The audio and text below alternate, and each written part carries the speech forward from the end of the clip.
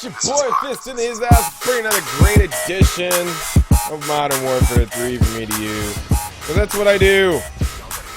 I know I covered this on Twitter. It was like the same day that I tested everything. I showed you the first, well, I did the first two maps, and then on Twitter I tested it immediately right after the map packs came out. But just wanted to show it to you. So well, if you don't know and it's the weekend and you don't realize it and you're a casual player or you're just somebody that watches my videos on occasion, then this might be important to you. If you don't know, what Infinity Ward has done is they and I said this in my last video. I think I did. Yes, I did. What Infinity Ward did is after 3 months they've decided to nerf the striker in the FMG9s. And I forgot to mention this in my speech, in my State of the Union address to Call of Duty, and that is this. You know, the people that cry about the striker and the FMG9s, you know, I said the FMG9s were overpowered in the beginning. And that was because, you know, I just felt like, well, to be honest with you, and then the reason why is because I didn't use them. That's why I thought they were overpowered. But then when I used them, then I realized, well, you know, everything in this game has a purpose. And when you have assault rifles with low mobility, it's like a deadly combination for camping. That's what happens. When you got weapons like the LMG is complete zero mobility, this assault rifles have very slow mobility. People are just gonna set up lines of sight and they're not gonna move. Now what you do, not only do you take out the casual gamer with the striker and the FMG9s, but you basically made it that much more easier for people to camp lines of sight. And, you know, I don't understand that. I mean, you built the maps small enough for gun-on-gun battling. You know, you should have just raised up the mobility to assault rifles. I mean, and even the SMG player. You should have raised the mobility for everybody, so that way people can move around. I mean, when you make nerfs to weapons, it has repercussions across the board for everything. I mean, there's just, I can't think of all of them at this moment in time.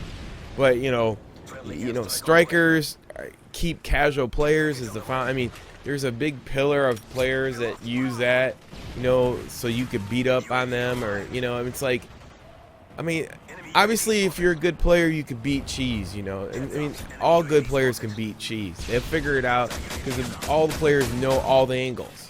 So that's, you know, it's okay to have them in there because that's what they know. They don't know no better. So you can beat those guys. But the point is also it's nice to have those weapons. I mean, I did a video where, I don't know, I was on Seaside, and I had a weapon, and I had the MP7. I ran out of bullets. I had to switch them to the FMG9 to take out 2 players that were coming after me. I mean, that's the purpose of, I mean, I used the weapon like it was supposed to be used. Now I'm being punished because they want to nerf everything. I mean, it doesn't matter to me.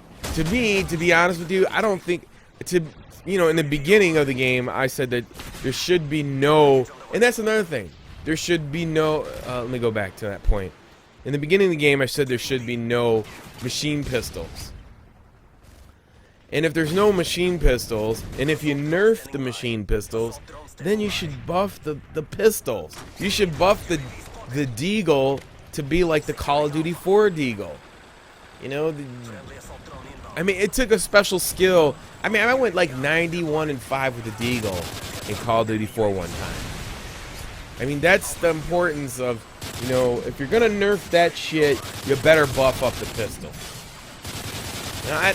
That's the thing, you know. I mean, everything has a repercussion. Now, I mean, to be honest with you, I'm gonna do another video with the US 12. But the striker, I don't know, I might do another video with the striker after the patch, and I had said this stuff before. I mean, I tested it right after the fact, and I posted it on Twitter. I didn't think you guys needed to see a video about it, but some people, you know, they don't follow Twitter. I mean, casual players go to work every day, come home, play the game, and next thing you know, the fucking game's changed down. They don't know that shit. So this is for the video for you guys. Sorry that they had to nerf that stuff for you, but, you know, I don't know who they listen to.